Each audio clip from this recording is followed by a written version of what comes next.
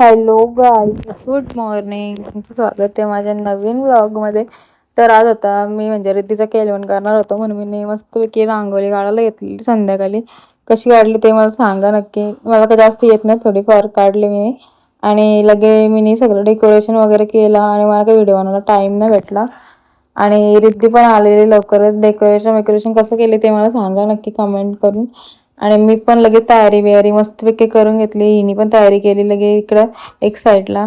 आणि मी क्रेडिट घेत होते इकडे, मी तयारी केली. आणि लगे रिद्धी पण आली म्हणजे व्हिडिओसाठी. आम्ही बाहेरून पाठवून दिला आणि लगेच ओवलून वगैरे घेतला. आम्ही सगळे तिला गुलाबाची फुलं दिली मस्तपैकी. बालूनी पण दिला आणि नंतर मग जवळ बिवळ बसवली. आणि आम्ही थोडंसं फोटो बिटो काढून घेतलं. मीनी पण परत ओवलून घेतला आणि ओटी बिटी भरायची होती म्हणून मला. आणि मी लगेच साडी वगैरे दिली आणि आम्ही दोघंही पण लगेच भरवायला घेतला.